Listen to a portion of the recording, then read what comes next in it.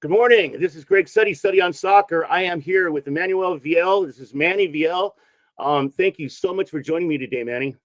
No, thank you, Greg, for having me. It's a pleasure having been on the show, obviously. And like I said, I always appreciate you and for what you do for the indoor game. So thank you.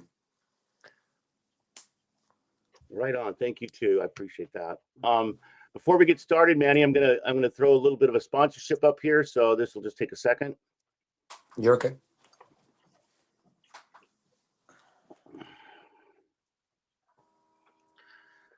Great Study on Soccer is sponsored by Auden Technologies. Auden Technologies will take care of your security cameras, your alarm systems, all the way to servers and networks. Auden Technologies works primarily out of the Midwest and the Northeast. I want to thank you very much, Auden Technologies, for sponsoring Study on Soccer, our weekly shows. Thanks for being there for us and keeping us going on. Auden Technologies. So, Manny, great to see Yes, you, Greg. man. It's been a Good to long see you time as since we well. first met. Yeah, it's been a long time since we first met at the Pachanga Arena. You were in San Diego, an M2 game with your Omaha Kings and the San Diego Sockers too. It's an interesting thing how things move forward because today, now this year, I'm doing the play-by-play for the San Diego Sockers 2 broadcast. So things just keep moving forward. It's pretty exciting stuff. Yeah, that was an amazing time actually going down to San Diego. That's probably one of our, we went to Ontario first when we played the Ontario Fury, and then now the New Empire Strikers. And we went there and we went to San Diego. I met you over there at their beautiful Paching Arena, which is they're no longer playing there anymore. They have now the Front Wave Arena. But it Right. was a pleasure. I saw you there, and I think I saw Cowboy there too as well. Yep. And Yep. it was just an incredible trip, not just for our organization itself, but our players, just to understand what the indoor game is about and what a true organization or someone that's been around for a long time does things, right? And so that trip was unreal, if that makes sense. Yeah, yeah. Well, and it was a gut check game too. I mean, it was a really tight game. You guys, I mean, you didn't come away with the victory, but you guys sure did. You challenged the whole game through, man. That was one of the best M2 games I've seen. At the end of the day, San Diego had an amazing team, not just the M1 team, but the M2 team that year as well, during the COVID year and everything else. But we Right. had a tremendous group of players, just a mix of just so much flavor. Yep. And like I always tell my guys, we go places not just to play, but kind of to create a little chaos, to make sure people know who we are, right? Because when we go there and play, I want people to remember who we are as well on the field and what we're about out of the Indeed. field too, like being nice and respectful. So. Outstanding. So Manny, let's talk a little bit about Manny VL. Okay, let's get to know who you are. Real briefly, let's just take it back to where were you brought up? Where were you born? Where were you raised? I I know that was you have I know that you have the connection to Argentina. I know that you love the Argentina national team. Um, how did you get to Omaha, Nebraska? Let's just talk a little bit about you. So we appreciate you for that. You know that Argentina is exactly where I was born and raised. That's why I'm very passionate about the game. That's just the blood inside of me. It's not game. Is the culture. Is what we do. But was born in Necochea, Argentina, which is the Buenos Aires, the province. It's kind of like 7 hours away. It's kind of on the coast. Grew up there, came over here at the age of 11 in 1999. When we had a civil crisis going on in Argentina, there was like four presidents in a couple months, Yeah. and just things were bad. And my dad was playing professional over there, and you just go through things that you don't want your kids to go through, or just be around it. And so, my dad and mom took a risk of coming to United States and trying to have a better opportunity like the American dream for everybody else. But ironically, it was either Italy, Miami, or Omaha, Nebraska. Interesting. Because we're Italian, so my family comes from Italy, so we're Okay. citizens from Italy. But Okay. Miami was because Miami, there's a hub of Argentines and South Americans, so it's kind of a more of a comfort, I feel like. And then Yeah. Omaha was because there was somebody here that kind of knew, and they said try it out. And then my dad kind of risked everything by himself coming here, to try to, you know, get the money and everything they needed for our family to come here. So he worked for 3 days washing jobs, just grinding as a father to make sure that he was able to provide and bring us to United States. So he was here for 6 months by himself, was able to get us obviously our passports and everything else, and then come to United States. At this time of the year, United States and Argentina had a passport where you can be a tourist. And then obviously we ended up staying, we Right. went through the American dream process where you work hard, you show the government all the steps, and then later on, we became residents and citizens, and so Wow. kind of like a little story of where we ended, who we are. It's four of us: my father, my mother, my brother who's in Miami, and myself, and I. Sorry, my English. But at the end of the day, it's four of us that just love each other and make it work. So. Well, you just mentioned English. Did you speak English when you at 11 years old when you came to the United States? All I know was hi, and so Okay. no, I did not know any English. I'm just Wow. that person that just doesn't care, just wants to meet people and talk to people. So I went to school. I was in ESL, for quite a few years to learn English, and then Nice. I just picked it up, right? I mean, I'm learning it every time, but I picked it up and I speak English and Spanish, and I just love languages. I love talking to people. So. Well, so the thing is, when you're going to learn a foreign language, I think the best way to do it is just immerse yourself in it. I mean, it becomes a necessity, And when you're in a country that, if you go to the country that speaks that language, you just hang out there. You're Yeah. going to learn the language because you kind of have to, at least for your best benefit, it's best to. I guess you don't have to, but it's easier if you do. Tell Well, me about that also, experience. you can't. The thing about it is, most people are afraid to make a mistake about saying things. Like you're like, oh, they're Mm, gonna judge you if I say it wrong. mm, People, at the end of the day, you have to be willing to just not be scared. Does that make right. sense? Because we're Yeah. normal human beings. No one's perfect. So who are we to critique one another? We can't critique one Right. another because we have to look at ourselves first. So if you're trying to speak the language that you don't know, I'm grateful for you trying to speak it. You know what I mean? So try to Right. speak it, try to connect. I think adversity makes people better, and so don't be afraid of making a mistake. I think mistakes make you be a better person and also learn things that you didn't know before. So don't be afraid of making mistakes. That's how we become that's how we become better in life. That's what I try to That's tell people. that's very profound. Let me share a couple of different experiences that speak directly to what you just said. So I've traveled a lot, and two of the places I traveled somewhat frequently was France and Italy. And I don't speak any other languages besides English. I know a little Spanish, but that's just because I live in San Diego and the association, the closeness with Mexico, right? But I don't. I mean, conversationally, I'm not there. Um, but going to France and Italy, you don't. I mean, as an American going to those countries, they don't know that you're not French or Italian Correct. until you speak, right. I mean, I don't look that much different from the people that are there to Correct. where they make this. You know what I mean? So, and then I speak, and I'm speaking English, and I'm obviously an American. And they have a different attitude. The Italians love Americans, the French not so much, and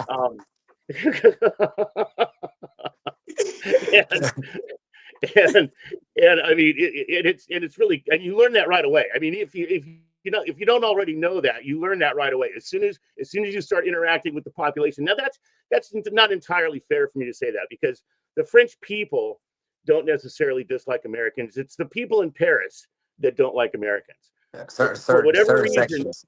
Yeah, for whatever reason. And I caught some grief in some of the restaurants, because just different customs and speech and stuff in Paris. But yeah, no, you're right. Don't be afraid to make the decision, the attempt. And that's what I did. And this is what's funny.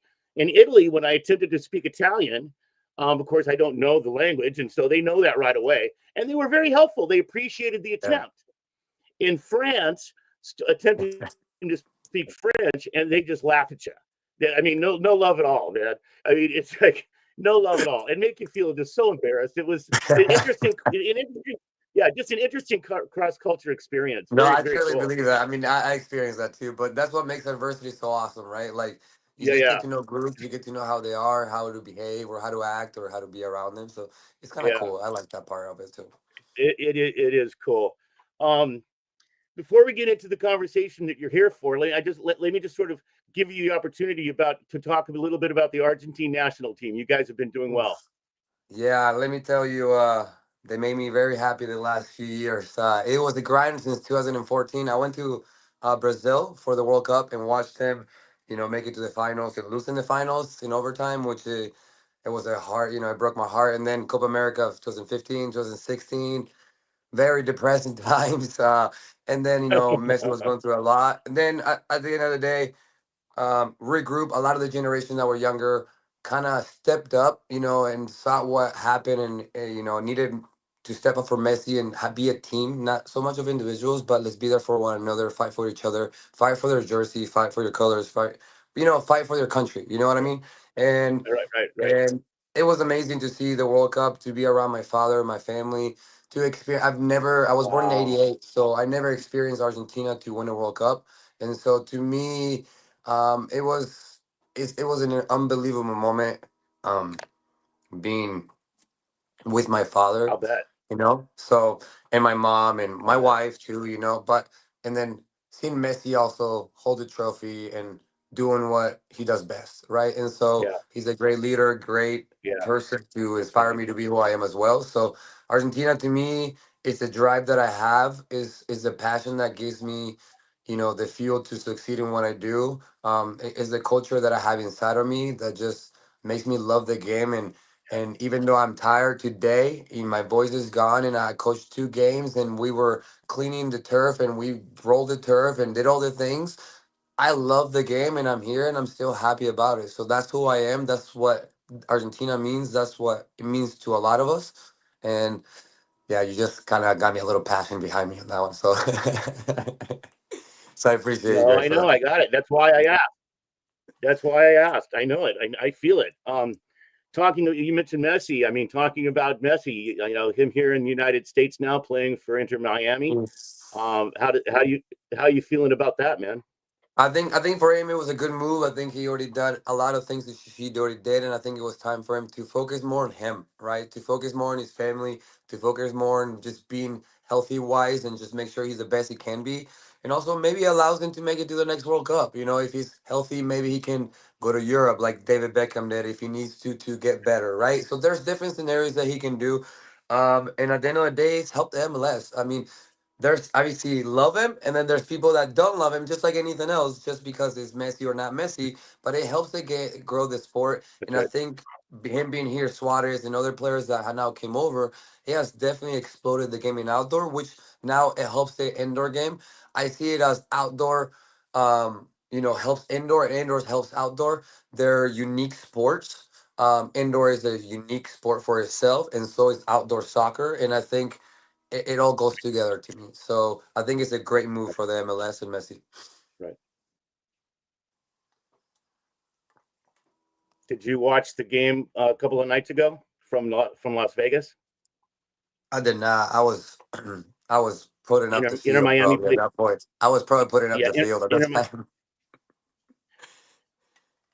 Inter Miami played Club America in Las Vegas, and it went to, I believe it went to shootouts, and uh, during the final score of the regular time was 2-2, and one of the goals that Inter Miami scored, obviously one of them is going to be from Messi, and it's an awesome goal. I was watching it on a replay. The ball was fed across the net to the opposite side in the air, and then Messi was coming up the center, and then the other player kicked it back into him, and he just headed the thing right into the net. It was beautiful. I mean, it Nice. was just classic beauty. That's Yeah, awesome. it No, I was didn't get a classic chance to see beauty. it, but I'm catching up right now as of, we had the 2 games here. So I'm catching up on the weekend and trying to regroup and put myself back together today. So that's the next part after today, is just regroup and watch the highlights and watch all the beautiful things that happened this weekend. So So we're gonna backtrack a little bit. I'm gonna sort of jump ahead in this conversation based on what you've mentioned a couple of times here, and then we'll roll back a little bit. But I noticed online you putting out a public sort of a public call for fans and friends to come and help you take care of putting together and taking down the setup that you have at your arena. Yeah. That's outstanding. What kind of a response did you get out of that? So what's crazy about this, Greg, is that oof, there are so many things I have to be grateful for this year. Because first of all, if it wasn't for my father, my wife, and my family, and obviously Natalie's family to get us here and to help us for every step, I don't think we'll be here. Second of all, if it wasn't for the Kings players and the Queens players that have been there this whole year, like just not on the field but out of the field. They have done so much to get us where we're at. So to me, it was like they're so committed. We're a family that are truly invested 100% in the arena game. Like I said, I fell in love with it, and when the Vipers was here 5 years ago, I started the Kings with a vision of being the best organization I could be for the city. 5 years later, the Queens are here, and the same goal, same idea. But we're a family based organization, which we do everything because we love this city and we love the people. So the players have committed the Queens. I mean, there was probably 30 players before the game and after the game helping out, even though they even played. I mean, we're rolling. They're cramping. They're pushing stuff. Like to me, it is something that I cannot even express or tell you how it feels to see them do Yeah, that as well, because the hard work that we've done the last 5 years has been really hard to get here. And so it is yeah, crazy. So when I put that approach, it was more because people know in our community what we're about. So for me, it's right, like as a professional organization that I see ourselves that we are, like everything not on the field but out of the field, is I want people right. to be connected to organizations. So the best way to connect with organization is to see how we do things, see how hard it is, but also Very providing cool. with things, tickets, or being part of around players, because players are also normal human beings that they get to see what we do outside of the field. So to me, it's connecting with our grassroots, it's connecting with every culture to let them know who we are, because we're here for the long run. And as 5 years where we started to 5 years later, it shows the growth. But I am humble. I am who I am.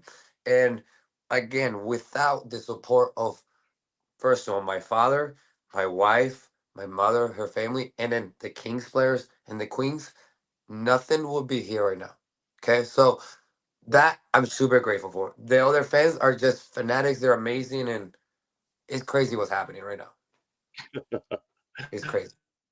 Well, it's great that you're doing that. I mean, from a fan standpoint, when I first saw that outreach, from a fan standpoint, I was thinking, how cool would that be to go down there as a fan and get engaged on that level with the players and with the organization, and just what an opportunity to get a personal, connection, an actual, real, honest to God personal connection Yeah. with the entire organization.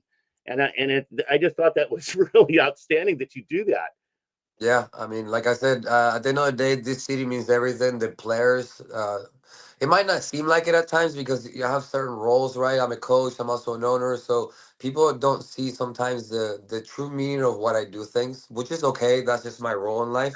But the players, when I look at them, like it fuels me and it makes me like want to do more, right? And so to me, this city, this community, it means everything because I don't make any money, right? Like my goal is to make a lot of money in the arena. We're there now, is to succeed. But at the end of the day, it's for at least something behind for the next generation. The American dream, like they would just prove the American dream still alive. It is still alive, right? So it's not easy. You just gotta work for it, and nothing's given to you for free. You gotta grind it. So to me, Correct. that's what it's all about, and it's connecting and people. I'm so grateful for our fans and this city. It's been hard, but we're here and we're not going anywhere, and we're here to stay, and hopefully people see that.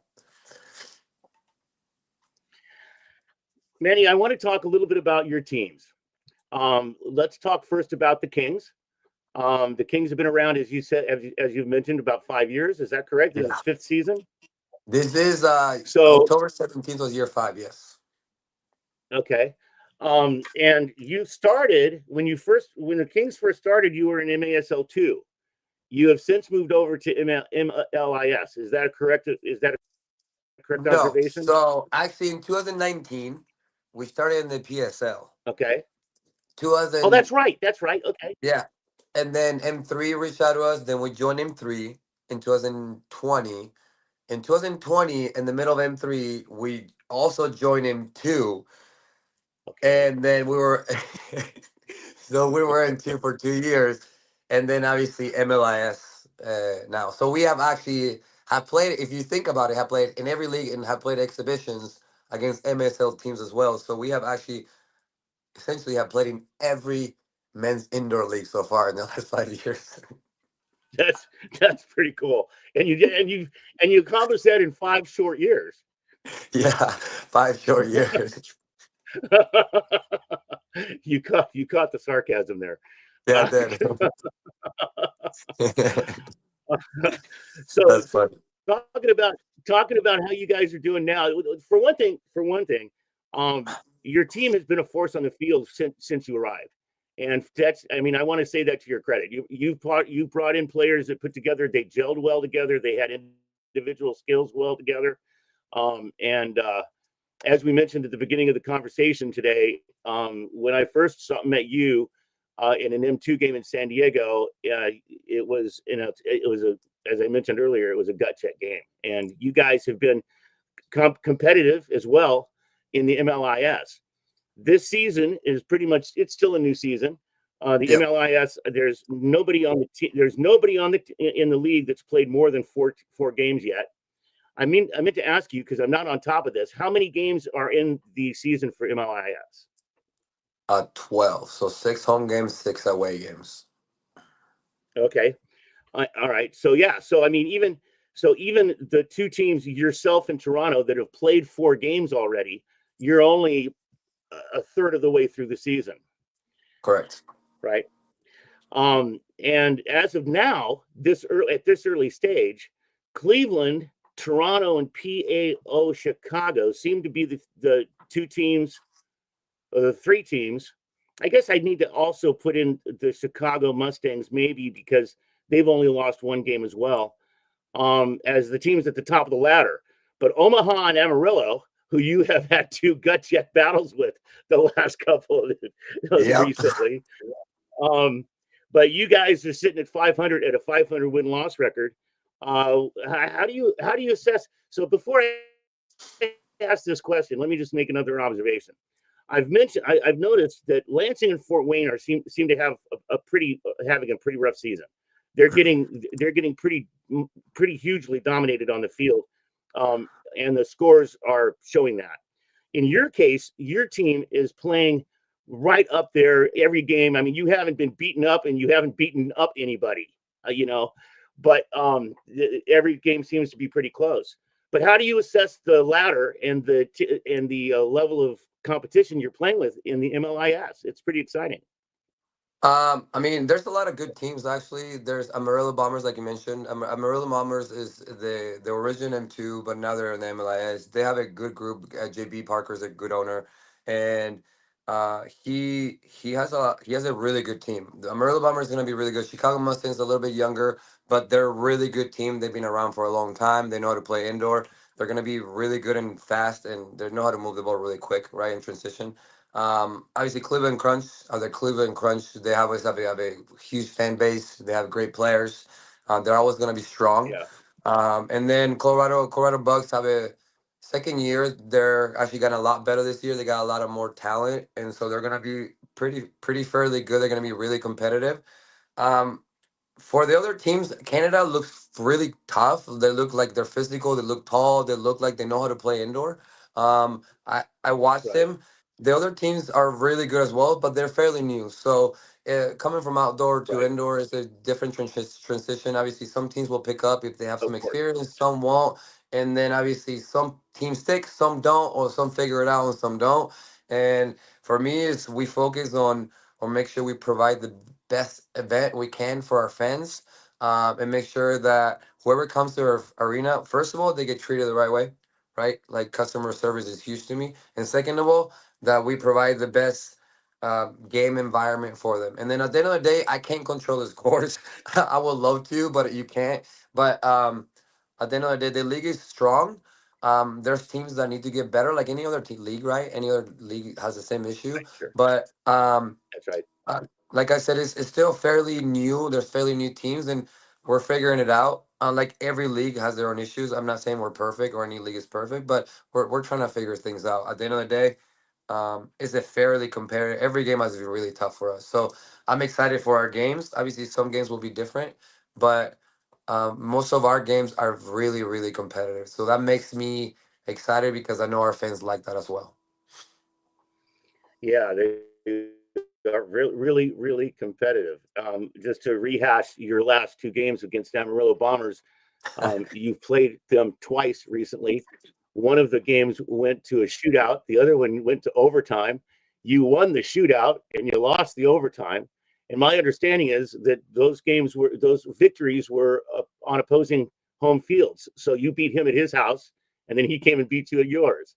So that's The, about, that's about as competitive, Manny. That's about as competitive as it can get, right there. Yeah, like I was telling you, I looked at JB after a game after he beat us at our home in overtime, and he walks up to me and I'm like, JB, I got you at yours, you got me at mine, and I'm like, dang. Because at the end of the day, I have different roles. I get frustrated, or do I get upset? Yes. Do I like losing? No, especially at home. We don't lose at home. Who does less than at home?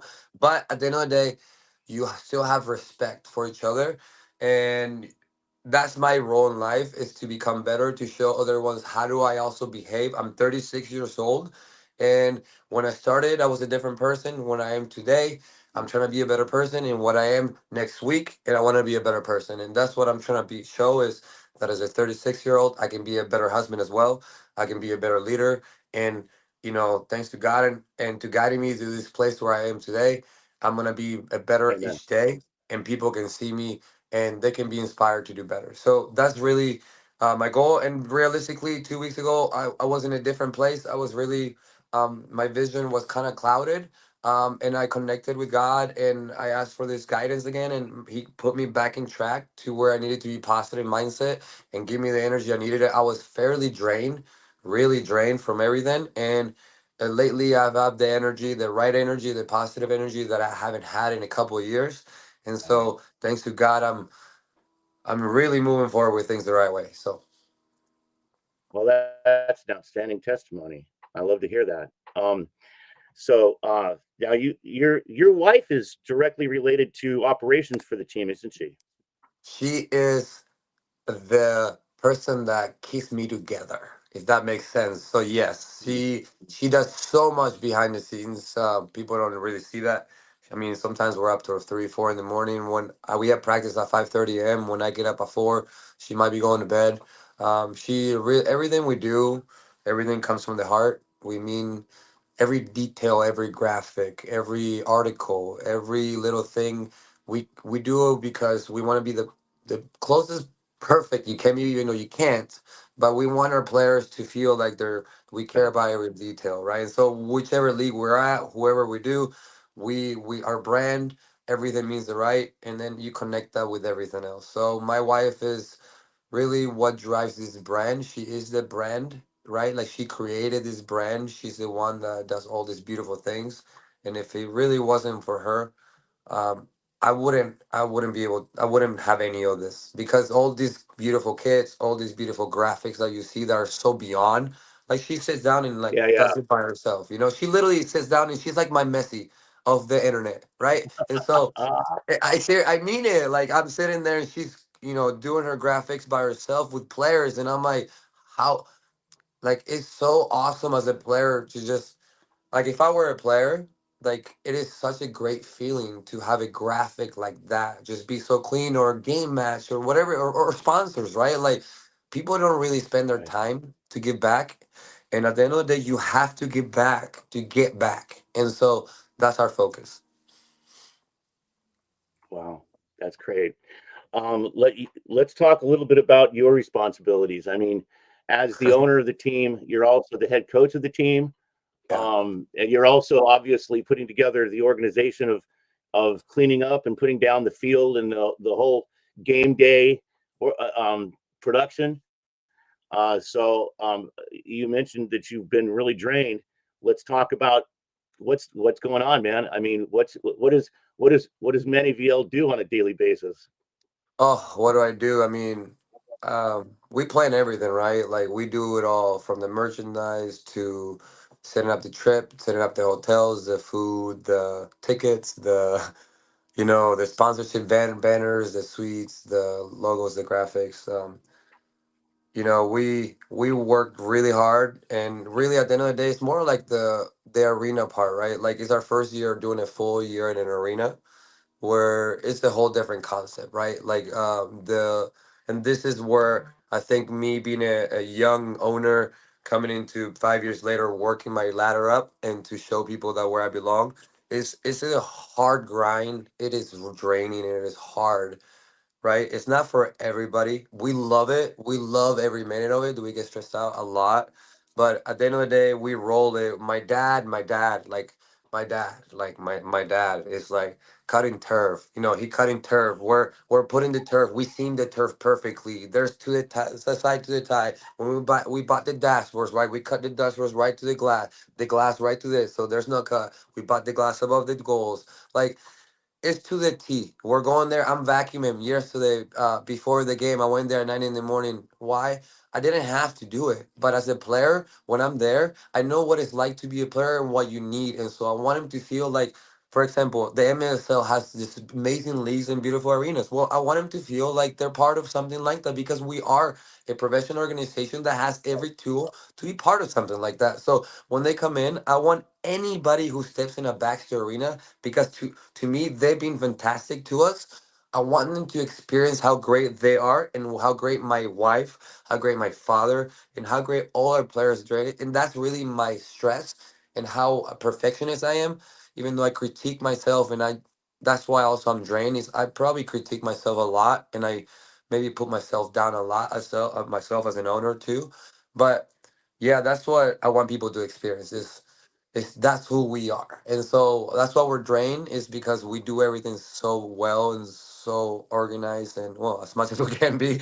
But that's why we're drained a little bit. But at the end of the day, we're succeeding. We're showing people what we're doing, and we're getting better each time. And so hopefully people are seeing that. Let's sort of shift gears a little bit to the MASLW. Is this your Do it. first year for the Queens, or is this your second year? This is the first year for the Omaha Queens. First of all, when you said about energy, when I brought the Queens in, they gave me so much energy. Women's sports, let me tell you, they are so Yeah, committed into yeah, helping. It is a yeah. whole different world. When I say they're there, they are there. And it's like nothing wrong with the Kings because my Kings are my baby, right? Like you know this. But when the women are there, 100%, I'm 90 to 100% to everything. You know what I mean? So the Queens have is the first year MSLW. It's been an awesome experience. It's been an awesome experience. Um, I love what the league is doing so far. I think with the Wichita Lady Luck, ourselves, and Yeah. all these teams that came from the PSL, like the Oklahoma Billion that we just played, the Wichita Arrows. I mean, there's so many teams I can't name them all. It's been a great experience for the women. Obviously, in Omaha, 5 years later, we got the arena, and my whole idea was for them to play at Baxter Arena to experience, to have every tool to succeed and to feel like they're treated correctly. And it's been an incredible ride, Greg. It's been awesome to experience the women, the Omaha Queens, the growth of the women's sports here. It is unbelievable, and so I'm blessed to be part of this organization with all these players. Do we go through friction? Yes, but that's normal when you're a new organization, and then we overcome it, right? And so I love it, man. I seriously love how amazing and intense they are. They're awesome to play with, like and be around with. So, So I don't know if you can see this on your screen, but Danny DeRico, do you know Danny DeRico? do Danny I see his DeRico name? is a former U.S. national team player. He's a former national team player. I've gotten to meet him a couple of times. He's actually, I mean, he's American soccer royalty. This guy, and Awesome. it's a great, excellent interview with coach and owner Manny Viel and his wife of the Omaha Kings and Queens. He's just giving you a big shout out. Thank you. I appreciate you. Just wanted to throw that out there. So No, I yeah, appreciate you. there's 20. Yeah, there's 21. Sorry, you're cutting out. Sorry, Greg. There's 21 teams in the MASLW, and that is that's a lot of teams. Yes. And you guys have and you are one of the divisions. You six teams in it. So I mean, that's the competition is incredible. I want to ask you, where are you? What's your talent pool? Where are you drawing your players from? Well, first of all, well, I've been around here for a long time as well, so people know me for being crazy Manny, right? Like I'm the crazy guy from soccer and all this stuff, right? But I think the Kings people follow the Kings, and they always wanted me to start the Queens. And when I did it, I think it was a group of players that, played college that were in college before that played D1, D2, D3, NAIA, local players. And really, I think at first it was 15 to 17 players that came out of trial. It was like 19 players. And when people realized that what we were about and what we actually meant by this, and we are playing at Bax Arena and other things, I mean, we started having UNO players, South Dakota State University, Creighton players, Bellevue University. It just, I have I seriously had to stop answering my phone. We have over probably 35 players. Plus, there's every day there's more from like D1, D2, and it's growing so much. And at the end of the day, I think women's sports needs to be done. I think it needs to be done right if you're gonna do it. I think when you do a women's sport, it has to be like from the beginning. You have to invest yourself correctly, because you have a one-time opportunity to do it right, especially at certain markets, right? And so that's what we did it. We did it at the right time. I could have done it 3 years ago. I was not ready. I needed the men's to be ready at a certain point, and when I got it to a certain point, I went on. I'll be honest, the women are ready for this because I didn't.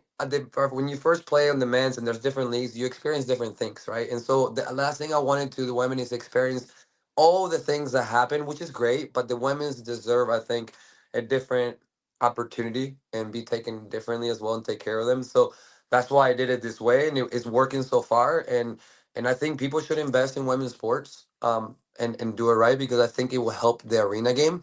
I think, and this is just coming from myself. People don't have to listen to me. This is just from my experience. I think a lot of the M1 teams, could potentially do women's teams to subsidize a lot of that, especially for fan base.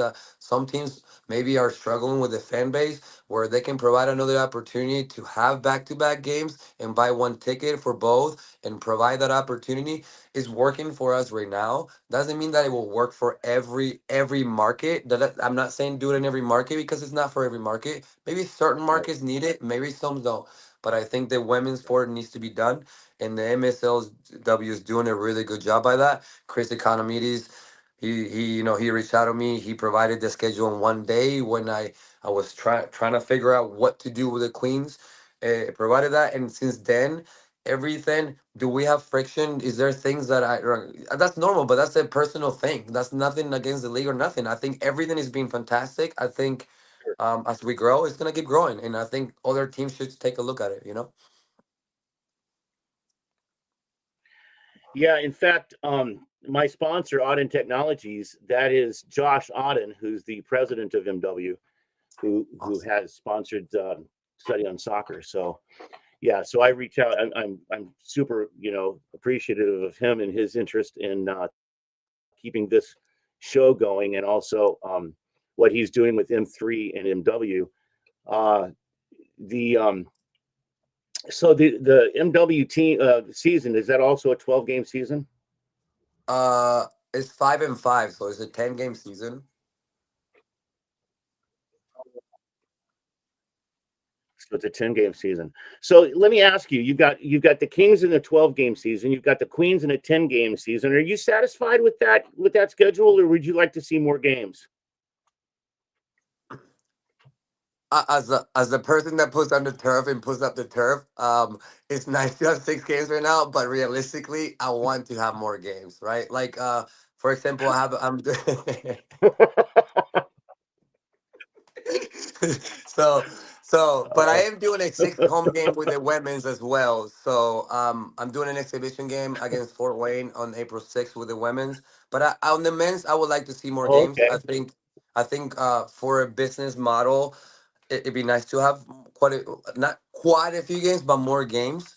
Um, and other than that, I think whatever we need to do, we'll do. I mean, we've proven in Omaha that whatever we have to do to keep growing and show people that we belong somewhere, then we'll figure it out.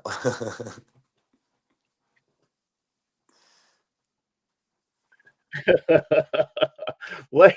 That's outstanding. So what how's the community doing coming out to your games, supporting the teams, filling up seats? How's that working out? So we had well, not much in that marketing because we've been behind on a couple of things with how much it takes, right? It's an experience as well, right? So we had 1,300 fans last game, Sure. and so next home game Wow. we play Wichita Lady Luck, right? We play Wichita Lady Luck, which are undefeated. Blake has a tremendous organization over there. He's doing a really good job with the women's. They're doing really well. Obviously, they're undefeated, Yeah. but I feel like in this Yeah. game it's not a rivalry game, but it kind of is in a way like where it's a big game for organization and his organization, right? And so I think in this game and same with the men's when we play Colorado, as people get to experience Baxter Arena and how crazy the indoor sport is, it just keeps growing and growing and growing. Like other organizations, like the local networks are starting to reach out. It's Yeah. just growing itself organically. I think the brand itself organically grew where it's at, and now it's just organically growing Right. even more as they experience Baxter Arena in every home game. So my goal is to have 3,000-4,000 fans by the end of the season. I'm gonna tell you this right now. But the end of the season, we will have 3,000-4,000 fans. Wow. That's outstanding, buddy. That's huge. Yeah, that's incredible. One of the things that I noticed, okay, so you guys launched the Omaha Kings. At the time, I'm guessing 5 years ago at the time, you weren't even thinking about a women's team. But it's pretty cool how organically the name the Kings just sort of naturally moves into the nickname for your women's team as the Queens. I just think that's really awesome how that Actually, plays Greg, out. actually, Greg, um, everything was started originally with the Kings and Queens idea. I started the Kings page in Oh, 2020. okay. Because when we sat down with my wife, so this what happened here, it was like something that was guiding me to do this, right? Like like it guided me to be where I'm at. And now with my wife, we sat down and we said, okay, let's come up with a brand that's so unique that people just fall in love, right? Like that. And so you have to have a name that's really strong in English and Spanish. We sat down together. Let's come up with a color that's kind of South American, kind of unique, kind of passionate, a little bit different. And then we came up with something that was good for both sides. And if we were gonna create something, it had to be for both sides and a unique brand. And so we started it that way with the Kings first, with the idea of having a little Interesting. kingdom, to having a little royal family, where then now you provide the little kings and little queens, and then now you have a foundation of a kind of not an empire, but a kingdom with a royal family. Wow. That's Yeah, that's there so goes a lot, cool. a lot of stuff behind the That's scenes, so a lot cool. of stuff It's behind the really scenes, neat getting huh? to talk to people. It's really neat, Manny, getting to talk to people and figuring out where their head is when they decide to set up a brand and set up a logo and how that whole thing comes to life and eventually takes on a life of its own. That's a really cool story. Um, so what do you got going forward? Do you let me just ask sort of the elephant in the room, kind of the elephant in the room. Um, is there a possibility? Is there any talk about what interests are there about anybody talking with an MASL, MLIS coming back together with a lot of teams? I know your association with MASL in the past. I know the Chicago Mustangs, the Cleveland Crunch. So a lot of those teams have MASL history. Is there any possibility of this coming back together again, or do you think maybe this is just an independent thing going forward? Well, for me, I'm all about the indoor game. I think all leagues should figure it out and do it best for the sport and make it right. I don't think I don't I think all leagues are great, but I think there's no need to, be where we're at today. I think there's so many good organizations and so many good teams that can provide the best they can, and for MSL, M2, M3, MLIS, whatever, and if it's an organization overall, I think there's a way to do it. I think I'm not sure, in the past what's happened, but I think it's time for us to grow the sport the right way and keep growing together. I feel like the leagues should probably find a way how to connect and make it work, because us as a players, as organizations, we want to be the best we can be, right? So whichever MLIS, MSL, right? I want the best. That's me.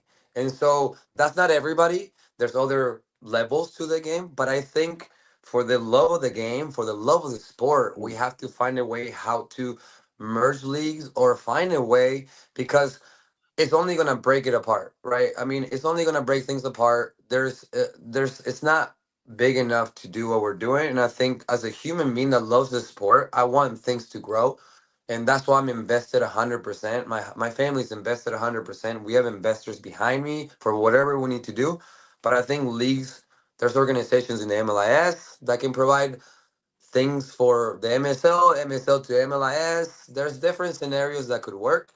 And I think it's a possibility if the right minds get together and make it work. Now, I'm not sure how that will happen, but person like me, I'm all about the sport. And so, whatever it takes to grow this sport, that's what needs to be done. And so, whatever, that's what I'm here for. Yeah. Well, one of the things when I look at the teams that play in M1, the teams that play in M2, the teams that play in M3, the teams that play in MLIS, the teams that play in MSLW. When you look at the representation across the country, how many communities are fielding teams? If you look at all of those leagues, there is a representation for a professional style of indoor soccer being put on the field locally all over the place. And I just think that that is so exciting. Yeah. For me, I see it like I want to play. My goal was always start at the bottom, show everybody. But my goal when I started it in the PSL and M3 was to be in the MSL, right? Obviously, things later happen and things go different path, right?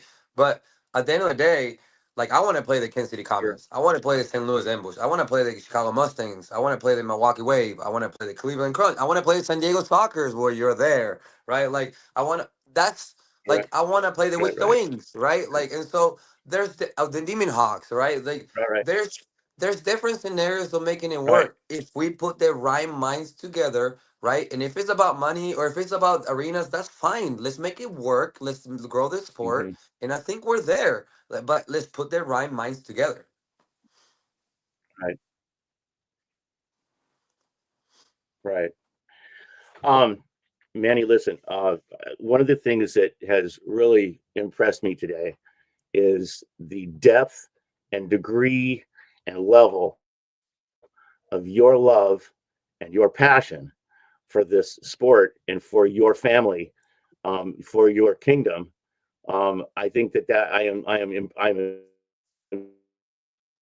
I'm so impressed. I mean, I live with a passion for this sport. I've had this passion for this sport since I was 19 years old, and I'm going to date myself now because that was in 1979, Mm. and and I fell in love with the game. Actually, I fell in love with the team, the San Diego Sockers, before they even played indoor soccer, and then of course the indoor soccer thing started happening here in San Diego, and that just attracted me, and I fell in love with it. And now it's everything I can do. I mean, in the location that I'm at right now, it's everything that I can do to try to promote the sport and do what I can to, whether it's on the Facebook group pages or whether it's here doing study on soccer interviews, getting people to know the different principles and personalities of the sport. And I just appreciate your obvious, and I'm telling you, man, you wear it on your sleeve. Your obvious passion and love for this sport. I appreciate that very much. No, Greg, I appreciate you for those kind words. I want to mention a couple of things here. These are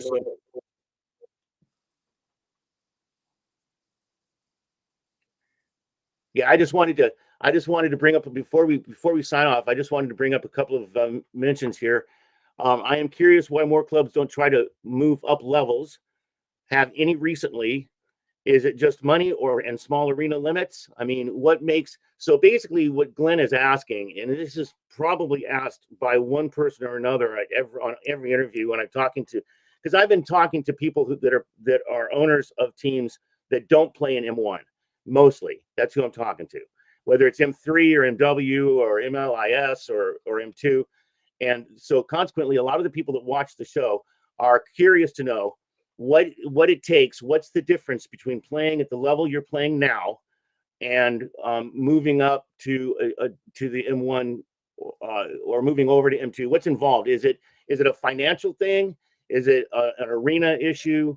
What tends to be the differences?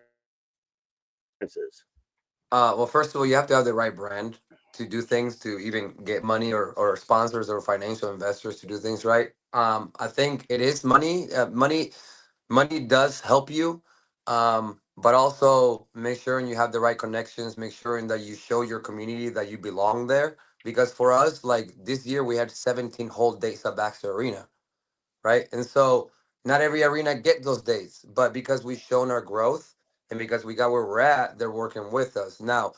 Is it a money thing? I think that's an issue for a lot of the businesses. For us, is it hard to do things like M1? Not really. Can we find money? Yes. I think every organization is different, but for us, I think we're ready to whatever is ready to happen. But for some organization, I think it is a little bit of the money.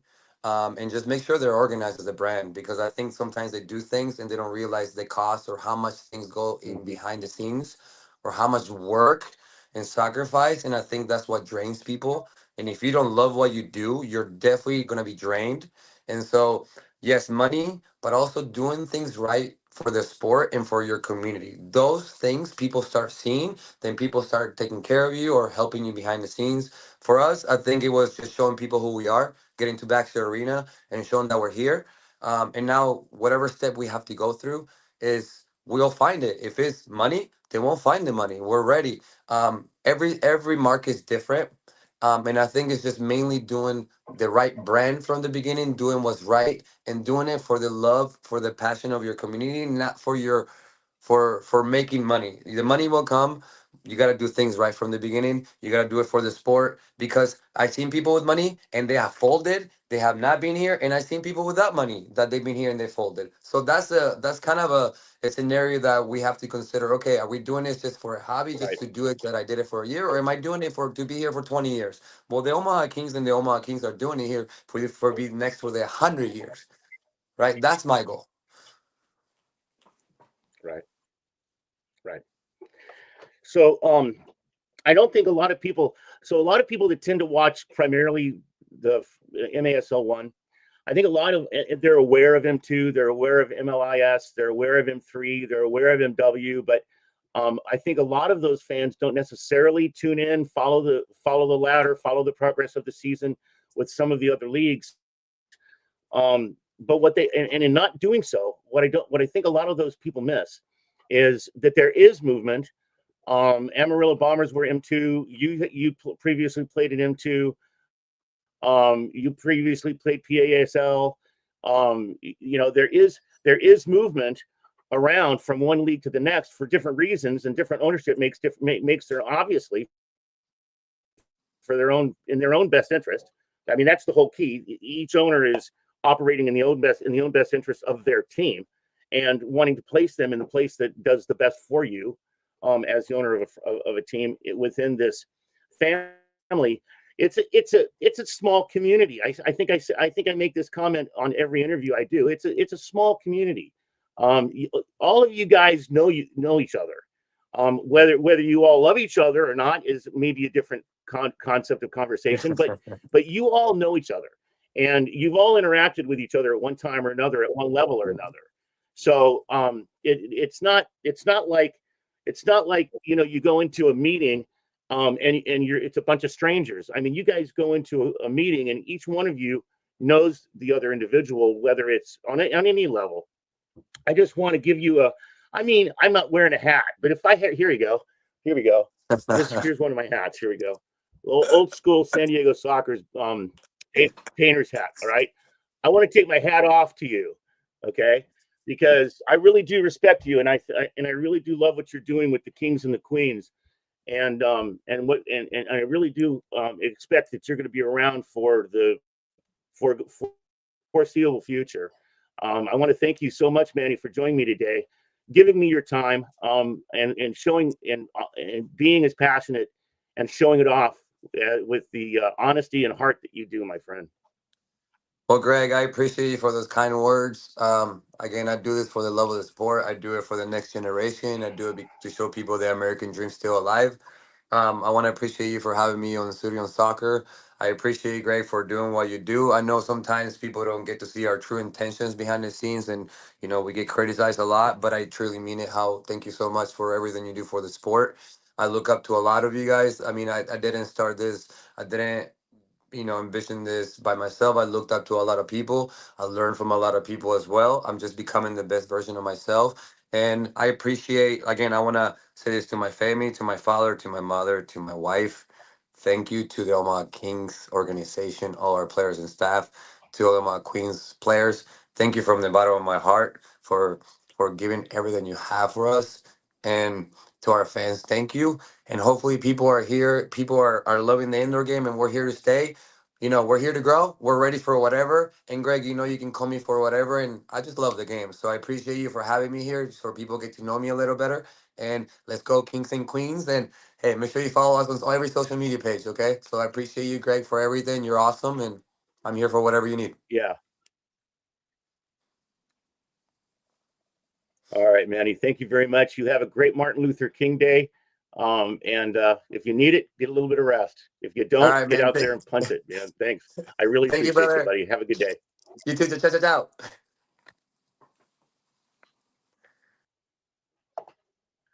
Greg Suddy on soccer. Suddy on soccer.